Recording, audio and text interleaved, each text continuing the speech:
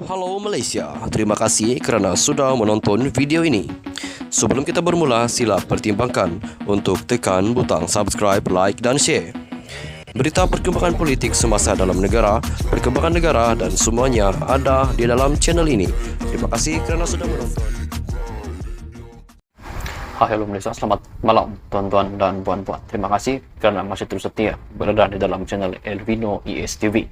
Baiklah tuan-tuan dan puan-puan, bagi anda yang baru pertama kali hadir di dalam channel ini, jangan lupa untuk tekan butang subscribe serta aktifkan lonceng notifikasi supaya anda tidak ketinggalan dengan perkongsian terkini, update terkini daripada channel ini berkaitan dengan perkongsian berita terkini dan juga berita politik dalam negara. Baiklah tuan-tuan dan puan-puan, berita hari ini dipetik daripada negaramerdeka.com. Berita ini dikeluarkan pada 30 November tahun 2022. Pemuda PAS ancam huru harakan negara andai Hadi diganggu. Ketua Pemuda PAS Selangor hari ini mengeluarkan amaran terhadap pihak berkuasa supaya membatalkan hasrat mengambil tindakan terhadap presidennya, Tan Sri Datuk Sri Tuan Guru Haji Abdul Hadi Awang. Dalam kenyataan yang dikeluarkan menerusi laman FB miliknya, Muhammad Syukri Omar turut mengingatkan pihak terbabit akan pada yang menanti sekiranya pihak berkuasa terus mengganggu Hadi. Pemuda PAS Selangor memberi amaran jangan sekali cuba bermain politik kotor dan persepsi jahat. Sewajarnya kerajaan campuran Pakatan Harapan dan Barisan Nasional di bawah Anwar Ibrahim menumbuhkan soal membangunkan ekonomi dan menyelesaikan isu kos sara hidup yang diwar-warkan. Bukan sibuk ingin mengheret Tuan Guru Tan Sri Datuk Sri Haji Abdul Hadi Awang ke Bukit Aman. Adakah fokus kerajaan campuran Pakatan Harapan PH dan Barisan Nasional BN ini untuk membalas dendam dari membela rakyat?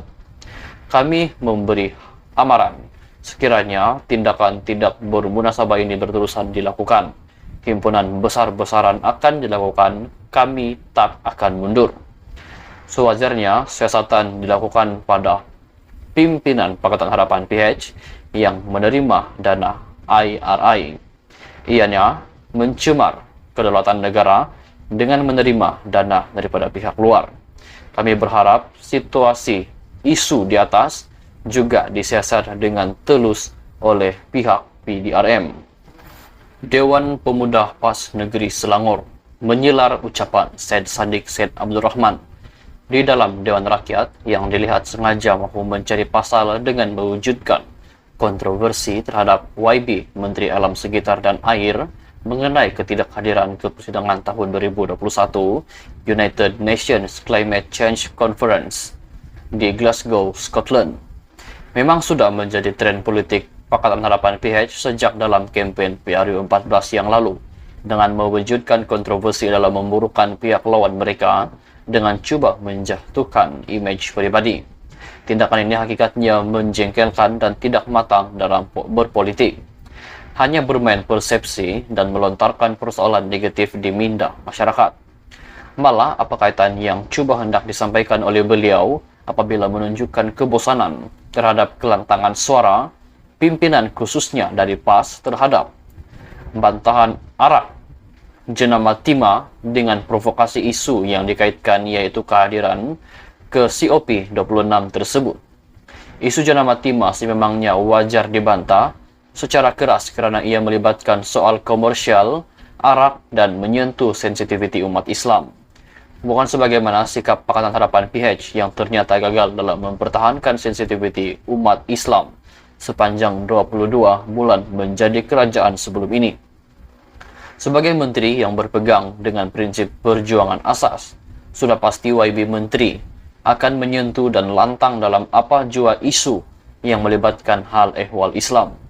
Ini tanggungjawab sejak dahulu sama ada sewaktu pembangkang dan juga menjawat posisi menteri dalam kerajaan persekutuan. Syed Saddiq kena sedar keberadaan dalam Dewan Rakyat perlulah bersifat matang dan bukannya kebudak-budakan. Menjadi Dewan Rakyat hanya tempat bermain persepsi. Bagi meraih politik murahan itu bukan berpolitik secara sehat.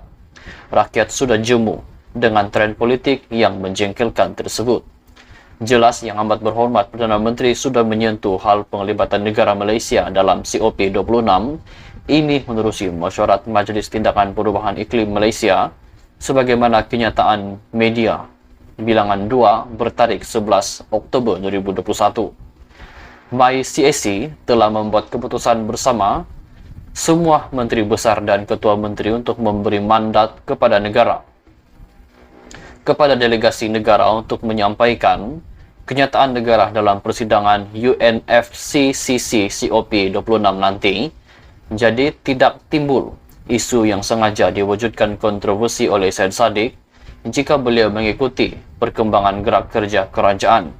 Malangnya beliau seakan tidak mengikuti dan tidak membaca kenyataan media. Ingat, bangsa yang malas membaca adalah bangsa yang mundur.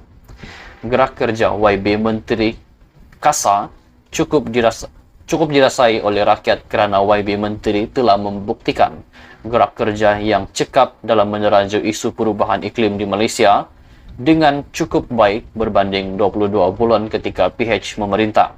Ini jelas apabila Malaysia telah meletakkan komitmen negara ke arah net zero emission seawal tahun 2050, menggubal pelan induk bandar rendah karbon, membangun skim perdagangan karbon domestik dan membina pusat inventory GHG negara.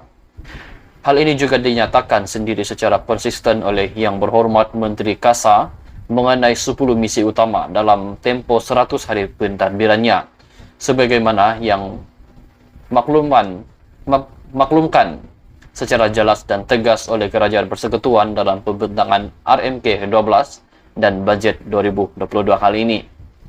DPPNS melahirkan rasa syukur dan gembira atas komitmen semasa yang pamerkan oleh Yang Berhormat Menteri dan negara terhadap perubahan iklim yang sangat besar dan signifikan. Rakyat perlukan wakil rakyat dan menteri yang cemerlang dalam gerak kerja, bukannya wakil rakyat yang hanya bermain dengan publicity politik murahan dan hasil kerja yang tidak ada apa-apa. Memacu perpaduan demi Islam sedia berjuang. Itulah dua berita yang saya akan kongsikan pada malam ini. Apakah pendapat Anda tentang berita yang baru saya sampaikan sebentar tadi? Sila tinggalkan semua pendapat Anda, semua komen Anda di ruangan komen di bawah. Kita jumpa lagi di video yang seterusnya. Terus setia berada di dalam channel Elvino ESTV supaya Anda tidak ketinggalan dengan perkongsian terkini, update terkini mengenai dengan perkongsian berita terkini dan juga perkongsian berita politik semasa dalam negara. Kita jumpa lagi di video yang seterusnya. Jangan lupa tekan butang subscribe karena subscribe itu percuma. Jumpa lagi di video yang seterusnya. Bye. Terima kasih kerana sudah menonton.